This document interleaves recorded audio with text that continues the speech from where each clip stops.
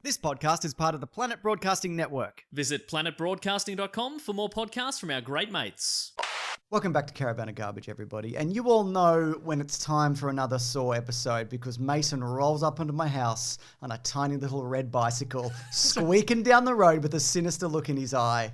Leave a like if you could, because he needs to get that bike oiled, don't you, Mason? And that will go towards that. I feel the squeak's part of its charm, though, you know what I mean? Sure. Maybe I'll make it extra squeaky. I'll put some cheese, I'll put some, what's that cheese? It's a cheese, the squeaky cheese. You know the squeaky cheese? Yeah, I know the one you Squeaky made. cheese. Ben, put up the name of the squeaky cheese. You get it at a side dish at a cafe. So are you eating the squeaky cheese on the bike? Yeah, but I'm doing it on microphone. It's really annoying. Oh, very good.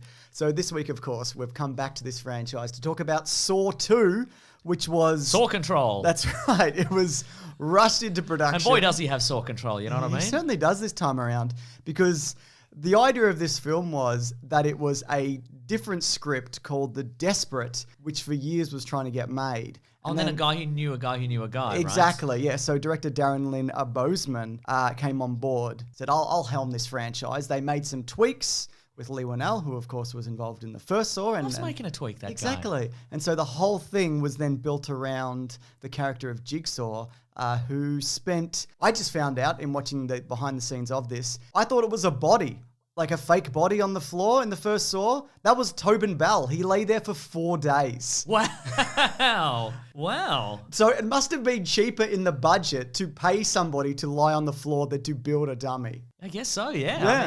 Yeah. But in this one, the budget's massively been increased. There's so many dummies in this. There's just buckets of dummies everywhere, just bits and pieces of mannequins. Just a house full of dummies running around killing each other. Well, it's interesting, isn't it? That, one of the characters I would describe as just a guy who just deliberately walks into traps. Yeah. They're like, there's going to be a trap behind that door, right? And he's like, yeah, but I'll be fine, I reckon. Are you talking about the gun? The trap that's just a gun? I guess so. There is a trap that's just a gun, yeah. So which one are you talking about? I'm talking about the guy, I think he's a drug dealer. Right. Is the big one? Yeah, and he slices the back of his neck open. He cuts a perfect square off the back of his neck without even looking. Incredible. How would you even know you could do that until you did it? Do you know what I mean? And as he's dying, he's like, oh, this is my secret talent. Can I translate this in big money, big prizes? But do you want to talk about the story this time around? Yes. Because it's sort of the extreme, isn't it? Mm-hmm. So what's Jigsaw up to? Okay, so this time, his vague mission of making people appreciate their own lives by mostly killing them has moved further. Yeah. This time, he has kidnapped Donnie Whalberg's son. Donald Whalberg? Donald Whalberg, but in this case, he's a crooked cop. He's done some stuff, hasn't he? Yeah. He's not on the take, but he does like to plant evidence on people, so that's pretty bad. He's clearly not on the take because he's wearing the biggest suit I've ever seen when he's introduced. He's swimming in that suit. Is that Mark Wahlberg's suit? Might be Mark Wahlberg's suit. Yeah, because he's all biceps, that guy, Yeah, isn't that's he? probably true, yeah. Yeah. But yeah, so they've been put in a Saw-nario, if you don't mind me saying so. I do mind that, actually. You don't mind. And they have to escape within a certain amount of time because they have also been poisoned. Mm-hmm. And it is revealed, spoilers, 2005, that they all have connections to Donald Whalberg because he planted evidence on all of them. That's right. Except maybe one twist. That's what the big suit is for, evidence. It's filled with shonky evidence. Yeah, but I think the difference between this one and the original one is I don't care about any of these people. There's not a person in this movie that I flinched at dying or had to put their hand in a weird box or whatever. Well, here's the thing, though. Whatever. Did you know going in, spoilers for this movie that came out 15 years ago, that Shawnee Smith, Amanda, the secretary from Becca, did you know she was in on it at the time? Yes, because... Oh, no, sorry, not at the time. But I barely remember watching this on DVD when it came Because out. I went in knowing that twist. Okay, right. right. I'm aware of that. It's just soaked into my consciousness. So for you then, it was more about the situations. Situations? Is that a new one or is that the same as the last thing you said? I can't remember what I've done. Okay. Yeah, but yeah. Have you considered Saw-nanigans? That's pretty good. Right, not Let's bad. do Saw-nanigans. I feel like also they're not incredibly bright, and that as it goes on, they're more poisoned, so they get dumber, which is also very unfair. Isn't it though? Yeah, and it seems like a lot of the traps though are very simple. Because one of them is like climb into a furnace, and there's like because they need to get all the antidotes.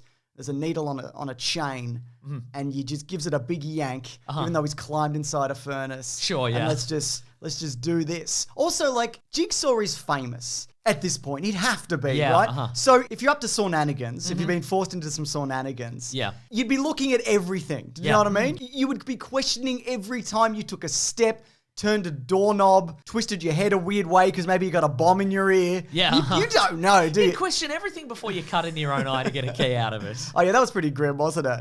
Yeah. These are grimmer and more kind of shock value traps, like the big pit of used syringes, Oh, my etc. goodness, yeah. Oh, very unpleasant. So what they did with that, it was 120,000 syringes apparently, and what they had to do, they had to remove all the needles and then replace them with like a fiber tip. And so that's how they get that kind of like a look. felt tip. Like a and then felt they're tip. like, oh, this is leaving a lot of marks. We've got to replace all these We're again. going to do it again. Yeah, but that's what I remember from this movie in particular. That's so grim, and I think.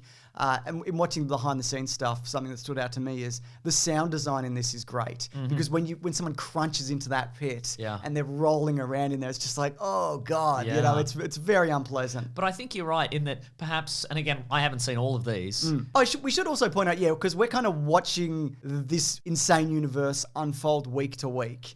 So I know people are like, well, actually that makes sense and whatever. We don't know that at this point. We'll get to it. Yeah. Oh, that's what I was going to say. I wonder, perhaps partly the decline of these movies was down to the fact that what we've got here is like a bunch of scenarios that could be solved by people on Reddit. Saw-narios, yeah. Yeah, that's right. Like, I think at this point, there would be like a Jigsaw killer subreddit. Yeah. And every trap would be finely detailed and people would, go through them in a fine-tooth comb, right? And then every time Jigsaw puts some people in one of his death traps, at least one of them would be like a Jigsaw killer expert at this point. Yeah, absolutely, yeah. And they would do it like they were doing an escape room. They could be like, okay, you're the numbers guy and you're the big picture guy, and you walk around the room and see and make sure there's not just a regular gun. Yeah, to absolutely. blow my own head off.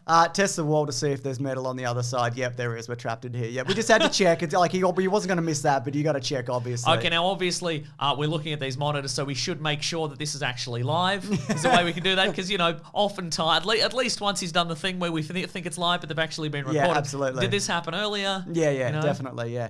Though I think he'd be like, say, those Game of Thrones boys, where he's keeping up with the Reddit and he's one step ahead. You know what I mean? Right, okay, yeah. He's like, they know there's a gun in the door. Well, guess what? There's a gun in the floor. So you move your head to the side, you get shot in the balls. You know what I mean? Yeah. All these kinds of things are going on. But what I found interesting about this is a lot of these character backstories that weren't fleshed out were in like extended stuff that isn't in this movie. Like a comical book? No, they're just deleted scenes and things like that. Right. Yeah, but Addison, who's implied to be a prostitute in this, that's elaborated on more. Gus, whichever one that is an embezzler of money. And apparently the glass box trap, where you got to put your hands in, that's symbolic for him like reaching for the cookie jar. Because that's actually what I do like about this. These traps are specific to specific people in the house, but it doesn't go that way like at all. It's just anybody doing anything, really. They're just running wild. Well, that one in particular, the woman who goes for that particular trap, she receives the little tape. Yeah. And she just throws it away. Well, she doesn't have the tape recorder. Yeah. But I'm wondering what would be on that. The most I can imagine is on that tape. They put it in the tape, and it's like, now you want this syringe, don't you? Well, as you can see, the lock is on the back of the box. The key's in it, so make your choice. Okay, I think I'll use the key, to be honest. Yeah, but I guess maybe he was counting on that point that they'd turn on each other, or maybe. But maybe he's rooting for them. Maybe he's watching this going, good Lord, this was one of my easiest. I gave him so many clues. You can see the key on the back of the box. You can see the key on the back of the box. I want to talk about Tobin Bell as Jigsaw in this, because he does get a lot of time to shine in this. I mean, he's in the first movie a lot, but he doesn't do a lot. You know what I mean? Because you don't know it's him until the end. But you find out about his origin with how he gets cancer and he has the car crash. You also find out that he's like, oh, no, I never called myself Jigsaw. That was the press. I merely cut Jigsaw shapes out of people. And that went to represent that they were missing a piece of them that would make them whole. And they made the jump to calling me Jigsaw, but I would never. No, obviously that's going to happen, idiot. I wanted to be called the Puzzler.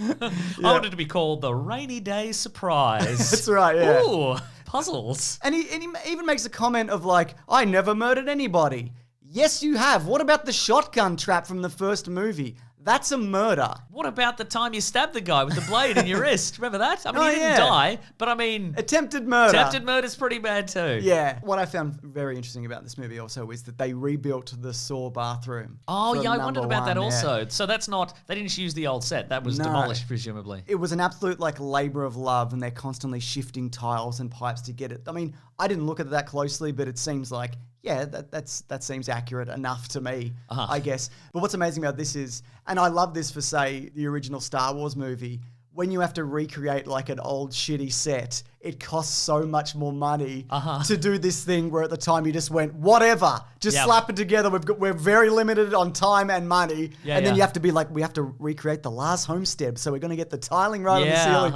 and all of these different things. They don't make those tiles anymore. So we've got to like get them custom made or yeah, whatever. Exactly. Yeah. As you mentioned though, it was all pre-recorded. It had all happened earlier, Ocean's 12 style, which was about stealing a Fabergé egg and holograms and fake and real Julia Roberts. That's right. It's, Yep. it's a real situation. So yeah, all the murdering had already happened, and it was revealed, as you said, that the receptionist from Becca is the new Jigsaw. And there's also a moment where Tobin Bell's like, "Do you know what the cure for cancer is? It's immortality."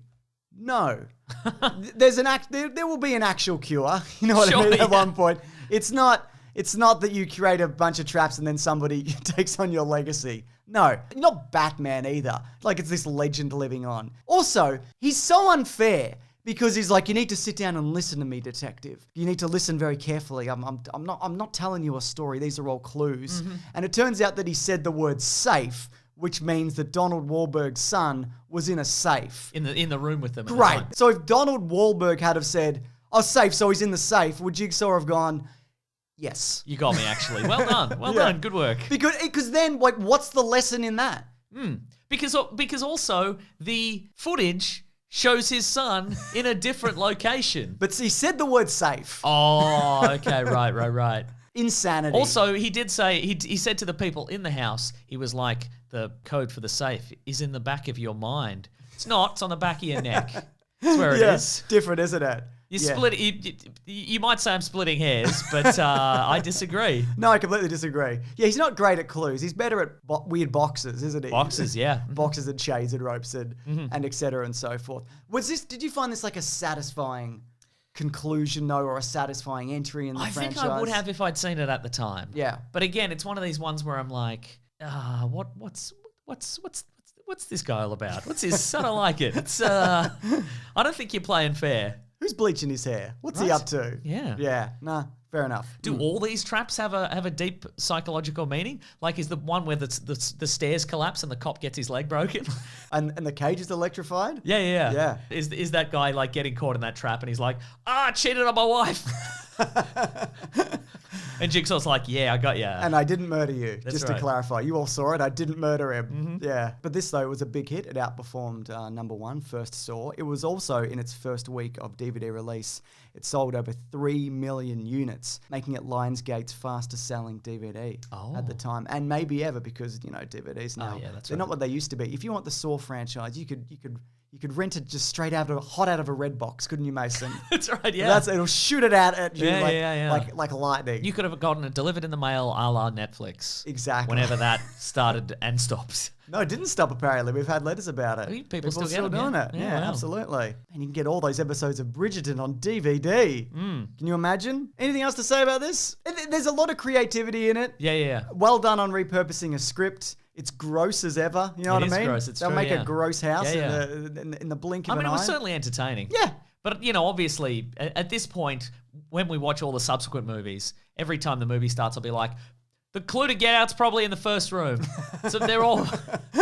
It's been in the first room both times. Just the first thing you examine and go, oh, this is probably useless. It's probably the escape. Yeah, it's probably how you get out. I don't know. Yeah, if he says something about you've got your eye on it, or it's in your mind, or you need to listen very carefully because there's a key in your ear, you should pay attention to that. Oh my God, there is a key in my ear.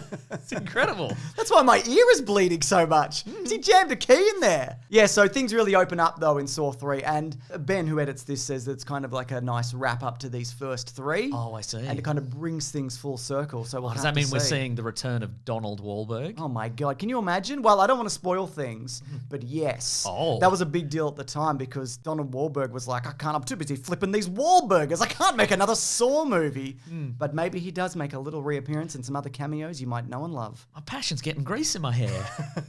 What's going on with his hair and Mark Wahlberg's hair? What do you mean? Different hairlines is all I'm saying. They're not the same person. You No, know I understand that, that, but they're the same blood lineage. Okay, right. I don't know. I think Mark Wahlberg, he's on some finasteride. He's doing some transplants. I don't know what he's doing, but I'm saying there's a different hairline situation going on there. Okay. And if you're listening, any of the Wahlbergs, I don't give a fuck which one. Tell me what's going on in the difference between Donnie Whalberg. Tell us the Wahlberg secrets. If you could, yeah. Anyways, this has been Caravan of Garbage. We do this every week. If you want to see them early, go to bigsandwich.co. They go up a day early, along with a bunch of bonus podcasts, movie commentaries, our podcast, The Weekly Planet, which normally comes out Monday, comes out on Sunday the day before, doesn't it? Nice, perfect. And though we are coming back for Saw 3, if you've got any suggestions, leave them below. We'd love to look at it. Saw 4? Yeah, probably at one point. Okay, great. Depending on how well Spiral does, doesn't it? Oh, that's true. If it doesn't do well, these are sinking like a stone. Absolutely. We're putting them in a box, and the code to the box. It's in the box too. It's in your hands. Oh. It's literally a piece of paper. I put in your hands. Wow, there. that's terrific. Yeah. Excellent. I'll get on that. Thanks for watching, everybody. Grab that jam, you guys. And I was thinking of halloumi. That's the cheese I was thinking of. That's a squeaky cheese. It's a very squeaky cheese. Also a curd cheese. Curd, that's pretty squeaky. That'll squeak you right up. Yeah. That's Great. I can't wait till you roll in next week with your squeaky cheese. Goodbye. Okay, goodbye, everyone. This podcast is part of the Planet Broadcasting Network. Visit planetbroadcasting.com for more podcasts from our great mates. I mean, if you want. It's up to you.